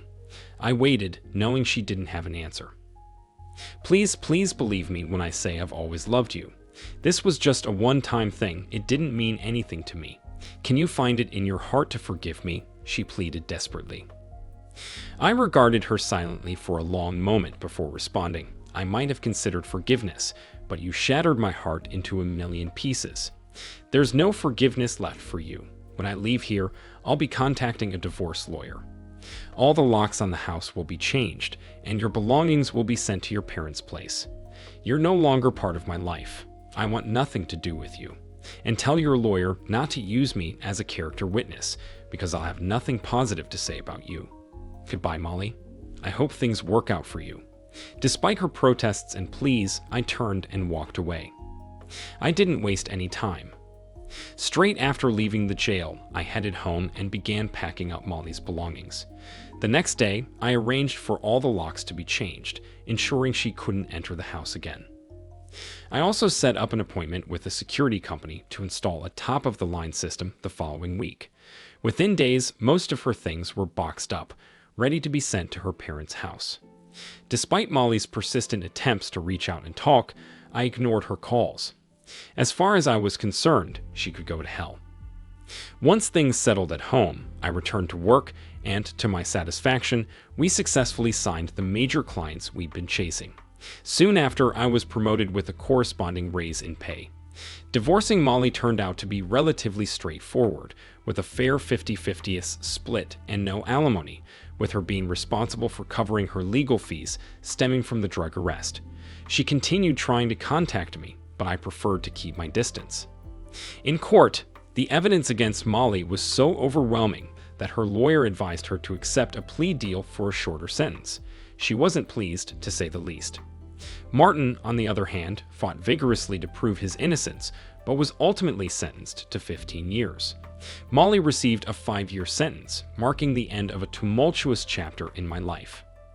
On the day of Molly's sentencing, she requested one final meeting with me before beginning her time behind bars.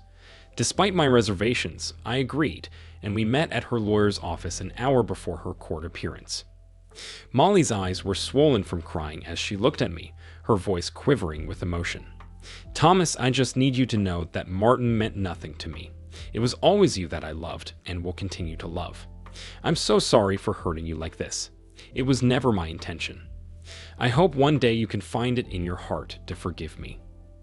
Listening to her plea, my heart ached with sadness and frustration. "Molly, I need to understand why. Was it boredom? Did I fail to satisfy you in bed? Or was it the allure of forbidden excitement? What drove you to destroy our marriage like this?" My voice carried the weight of disappointment. She paused, struggling to find the words. "I honestly don't know. Maybe it was the thrill of doing something wrong, but I've always loved you." "Clearly, your love wasn't enough to prevent this betrayal," I replied, my tone heavy with disillusionment. "I hope this is the last time I have to confront you, and I never want to see or hear from you again. Use your time in prison to reflect on the consequences of seeking excitement at the expense of everything we had. I imagine you'll find plenty of excitement behind bars, especially once those inmates catch sight of you." My words were laced with a bitter edge, and Molly's tears took on a new quality tinged with fear. In the years that followed, the company experienced significant growth, and I steadily climbed the corporate ladder to a VP position. When the opportunity arose to lead our New York office, I embraced it eagerly, bidding farewell to my old life and relocating to Manhattan. Selling my house, I settled into an apartment in the city. Throughout these years, Molly's attempts at contact persisted, marked by occasional letters that I promptly returned unopened. I was resolute in my decision to leave that chapter of my life behind and forge ahead. 7 years had passed, and life in New York treated me well.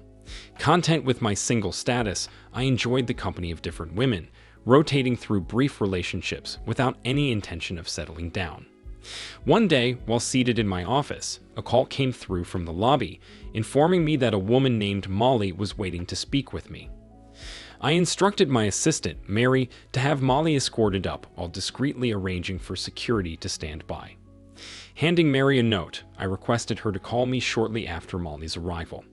A few moments later, Molly entered my office, but she was a shadow of her former self. The passing years had etched lines on her face, and her once vibrant aura seemed dimmed. Her appearance was tired, and her attire, though elegant, hinted at a bygone era. I regarded her with a detached gaze, devoid of any emotional response. "What do you want, Molly?" "Thomas, I need to explain. I had no knowledge of the drugs found in my bags. Martin must have planted them without my awareness. I'm not involved in drugs. You have to believe me," she pleaded. "Molly, you shattered our marriage for a fleeting affair, deceiving me all along. Why should I trust you now? What drives you to seek me out and spin another falsehood?" I questioned, my tone tinged with skepticism. "You don't understand. I still love you. I want us to be together again," she implored, her voice cracking with emotion. Before she could continue, the phone on my desk rang, and I put it on speaker. "Yes, Mary. What is it?" "Leona called to confirm that you should get 4 tickets for the opening, as her parents are coming into town and want to meet you," Mary informed me. "Let her know I'll buy 4 tickets. Also find out where her parents are staying. I'd like to send her mother a dozen roses," I instructed, concluding the call and turning back to Molly. "You were saying—" Molly's eyes welled up with tears. "Who's Leona?" "Just someone I've been seeing, but that's beside the point. You're not here to discuss my personal life," I replied coolly. "You mentioned you still love me. I appreciate the sentiment, but let me make this clear. I no longer have any feelings for you. That ship sailed the day I learned about your arrest and your plans with Martin. Your betrayal ended any love I had for you. Now please leave and don't come back. Do you understand?" "But I swear I had nothing to do with those drugs. I was set up. Martin must have." I interrupted her by slamming my hand on the desk. "Molly, stop lying. You cheated on me, and you're still lying to my face. I don't believe you, and I don't want to hear any more excuses. It's time for you to go, and I've instructed security to ensure you don't come back. Do you understand?" I demanded sternly. She nodded silently, tears streaming down her face. I escorted her to the door, where the security guards were waiting to escort her out of the building. Once she was gone, Mary entered the room. What was that all about?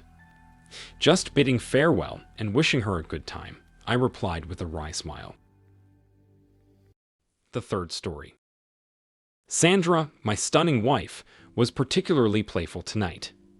As we lounged on the couch post-dinner, she leaped onto my lap, showering me with kisses and hugs, her playful demeanor more pronounced than usual. Known as Donnie among friends, I met Sandra over 5 years ago, and we recently celebrated our 4th wedding anniversary. Our paths crossed shortly after my discharge from the Marines. During my military tenure, I delved deeply into weight training and self-defense, culminating in a year-long stint as a drill instructor, molding recruits into resilient soldiers. It was an exhilarating experience, but I harbored ambitions beyond military life. Upon leaving the service, I channeled my savings from 4 years of service into establishing my own gym and health training venture. The business took off swiftly, consuming all my time as I poured myself into its growth and aiding others in their fitness journeys. Standing tall at 6'4" and weighing 255 pounds of muscle, I instilled confidence in my clients, assuring them of my ability to help transform their bodies.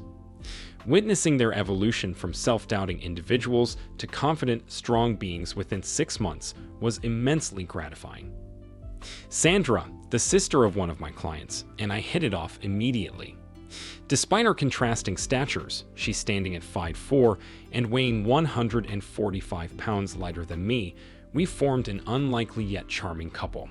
At just 110 pounds, Sandra exuded a delicate innocence at 22, while I, at 26, carried the weight of greater life experiences. Although she wasn't keen on training, we relished every moment spent together, filling our free time with shared activities. Our bond grew stronger, leading us to an exclusive relationship and eventual marriage a year later. Sandra proved to be an exceptional lover, attentive and affectionate, fulfilling all my needs with unwavering devotion. Her playful innocence was one of the many qualities I cherished about her.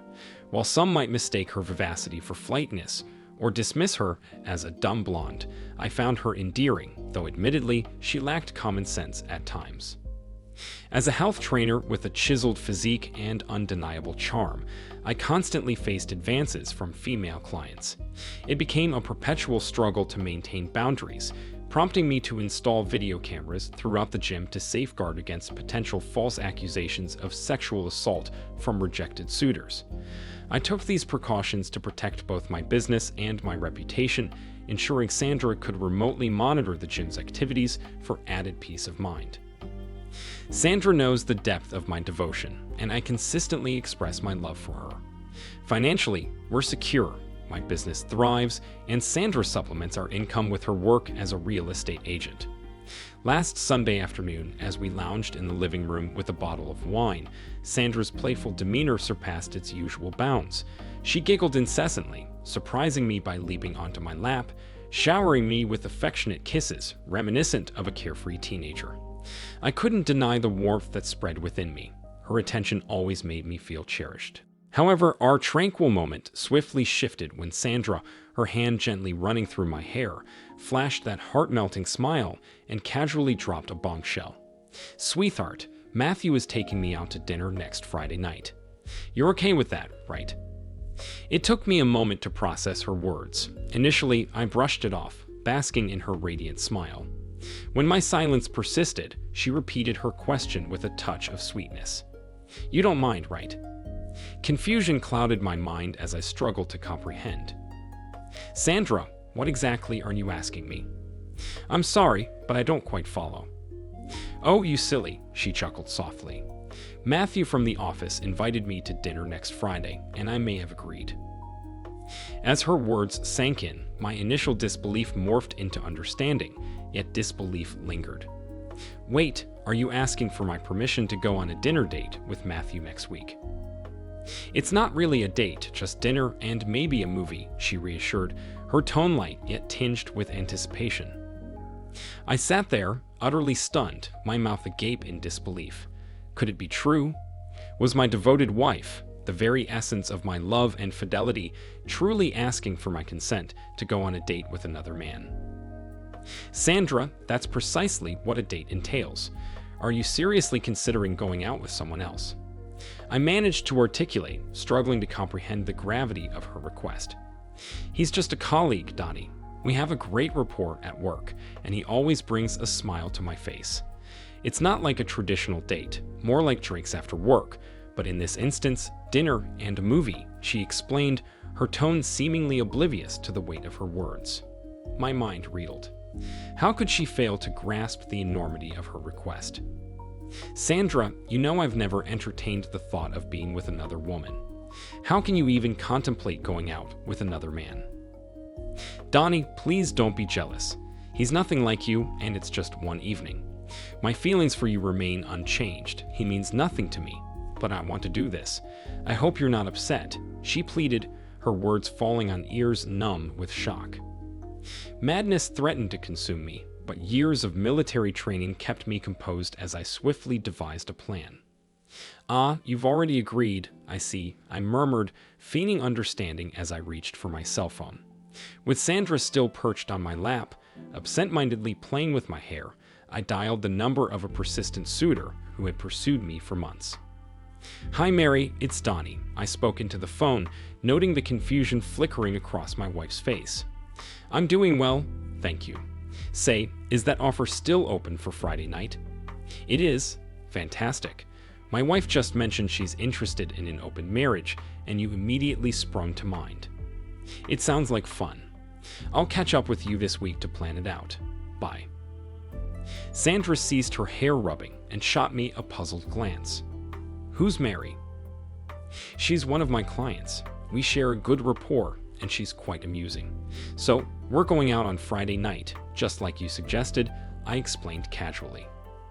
To my surprise, Sandra's expression shifted to one of immediate anger, and she swiftly vacated my lap, unleashing a torrent of accusations. I couldn't fathom how she failed to perceive the hypocrisy in her request as she railed against me. I can't believe you're going out with some girl, probably some promiscuous woman, I'm sure. I won't tolerate your infidelity, Donnie. That's unacceptable. Struggling to contain my amusement, I responded, but it's perfectly acceptable for you to go out with a coworker. It's different, she retorted adamantly. How so? I pressed. It was just a casual night out for some enjoyment, she defended. Well, that's precisely what I'll be doing as well. Listen, Sandra, I've never desired another woman until you proposed this open marriage a minute ago. Do you honestly think I'd sit idly by while you go on a date? As Sandra gazed at me with a mix of sorrow and frustration, I pressed on, determined to address the situation head-on. You initiated this, and we're going to see it through. You'll go on your date with Matthew, and I'll accompany Mary. Whatever unfolds is beyond our control, but I hope we can maintain our commitment and marriage after Friday night. Until then, I'll be staying in the guest room, and any intimacy between us is off the table. The mere thought of you desiring another man wounds me too deeply to even consider being close to you. At this moment, I feel nothing for you. Sandra's tears mingled with her anger, a sight that would usually prompt me to offer comfort, but not under these circumstances. After allowing her a few moments to collect herself, I continued, my tone resolute. Starting next week, we'll attend counseling to unravel why I seem inadequate to you. If you can help me understand why I fall short, perhaps we can salvage our marriage. But let me be clear, the responsibility lies squarely with you now. The notion of you yearning for another man tempts me to end this marriage immediately, but I'm willing to confront this maturely.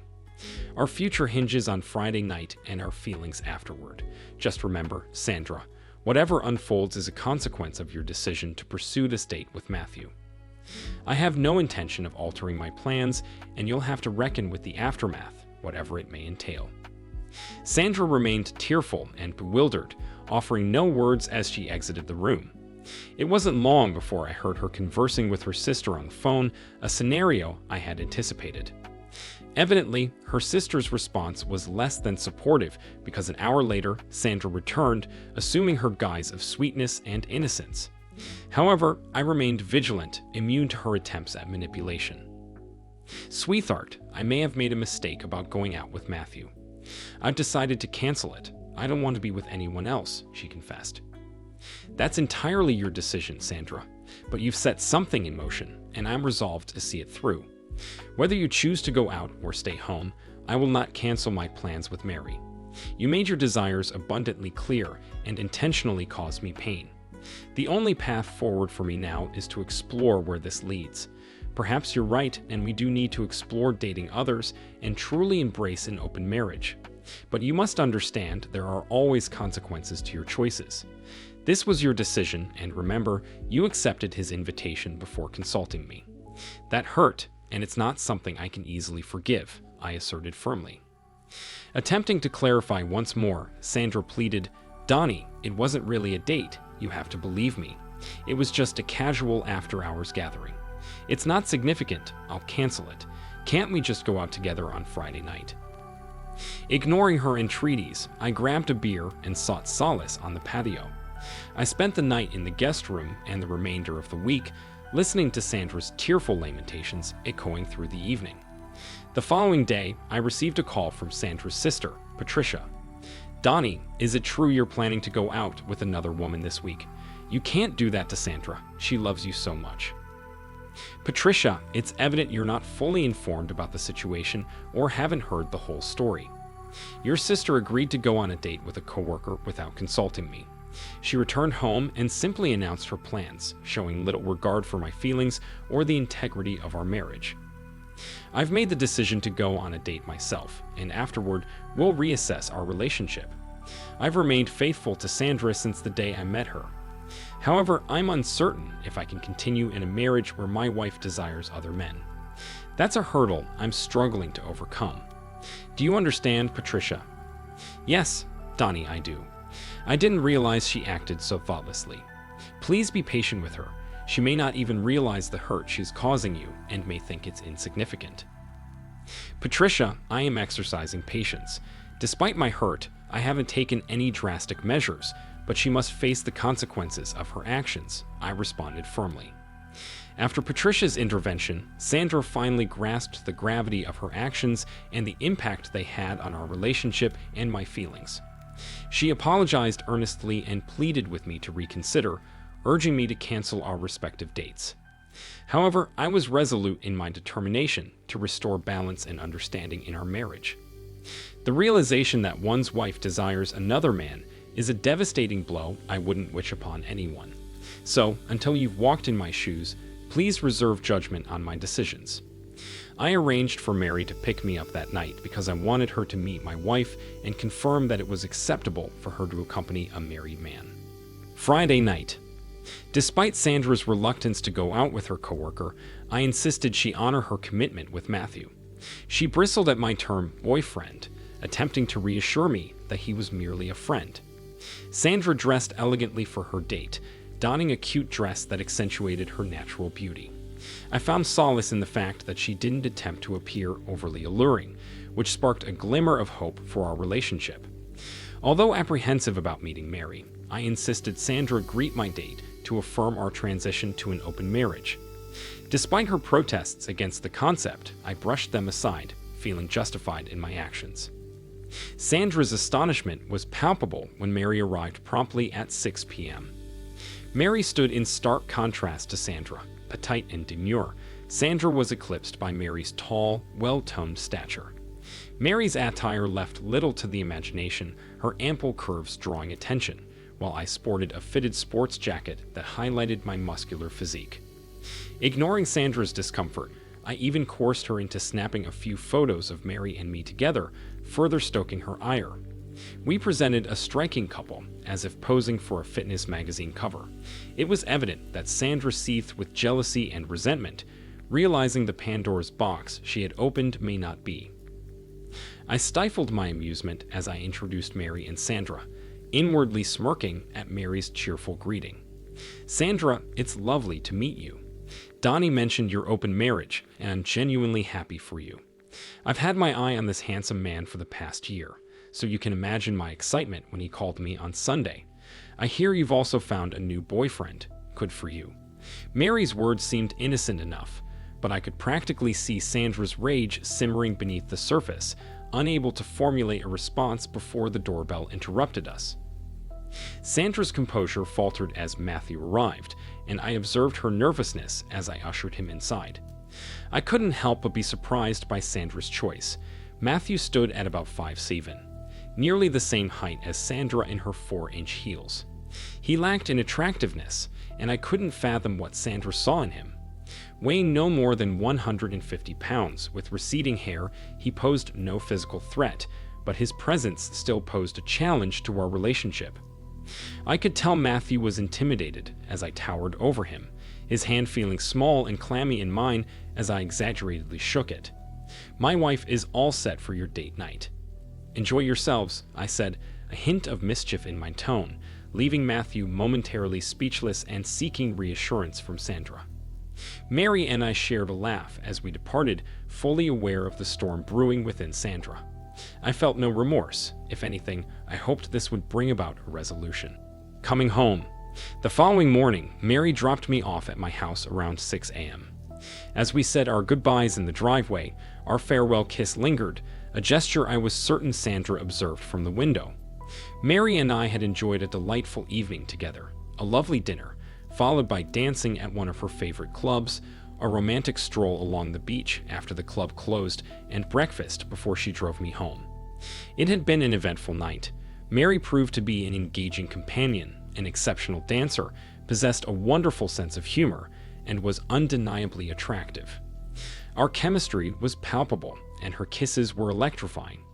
Although our interaction didn't progress beyond a kiss, I couldn't ignore the potential for an exhilarating relationship with Mary. Yet Sandra remained the predominant thought occupying my mind throughout the entire night. Even as we danced, memories of my wife flooded my thoughts. Walking along the beach, reminiscent of Sandra and me in Hawaii, stirred bittersweet emotions within me. Every moment, save for the lingering goodnight kiss, was overshadowed by thoughts of Sandra.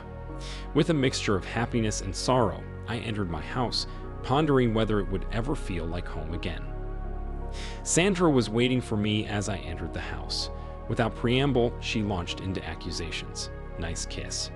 What else did you do all night? She spat. Ignoring her hostility, I greeted her calmly. Good morning, Sandra. How was your date? Matthew seems like a nice guy. You slept with her? She erupted, her voice filled with anger. Sandra, it was just our first date. You should know better than to jump to conclusions, I responded, attempting to diffuse the tension. First date? Aren't you planning to see her again? She demanded. I'm not sure. Are you planning to see your boyfriend again? I countered. Of course not. I don't want him, I want you, she confessed tearfully. Well, you seemed to want him last week. What changed? I inquired, a hint of frustration creeping into my voice. I realized I was being foolish, thinking I could just hang out with a guy like I would with one of my girlfriends. You know, just have fun. But then you had to flaunt that supermodel in front of me, she sobbed, clutching a tissue from the piles scattered on the couch. It was evident she had spent the night there, crying and waiting for my return. It became apparent that Sandra had come to understand the gravity of her actions, and perhaps she genuinely viewed her outing with Matthew as nothing more than spending time with a friend, akin to hanging out with one of her girlfriends. After all, Matthew didn't pose a threat, and in retrospect, I may have overreacted. However, the idea that any woman would expect her husband to be comfortable with her going out with another man, even innocently, still baffled me. I pulled Sandra close into my embrace. Sandra, I love you dearly, but I cannot tolerate the idea of being with a woman who desires other men under any circumstances. I refuse to accept infidelity, and if it ever happens again, if you lie to me or betray my trust, I will not hesitate to end our marriage.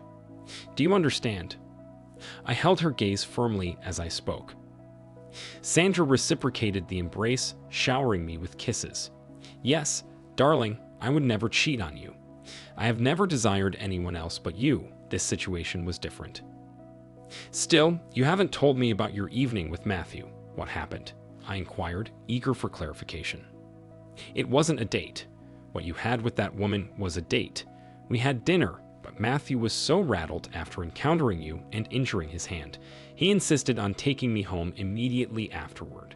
It wasn't enjoyable, and I had a dreadful time. He dropped me off before 8 p.m., and I've been here, replaying scenarios in my mind, while agonizing over what you might have been doing with her all night. And then seeing you kiss her like that, she trailed off, succumbing to tears once again. I held Sandra close, reassuring her that everything would be okay. Despite the gravity of the situation, I couldn't help but chuckle inwardly at the thought of Matthew meeting his muscle-bound competition.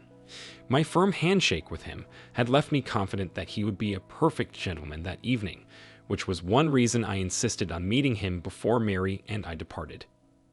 Sandra, let's set aside last night's events for now, but I'm serious about seeking counseling.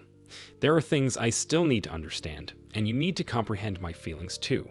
If we can work through this and rebuild trust, then I won't see Mary or any of the other women who persistently ask me out, I said earnestly. Sandra's eyes widened as she realized Mary wasn't the sole concern.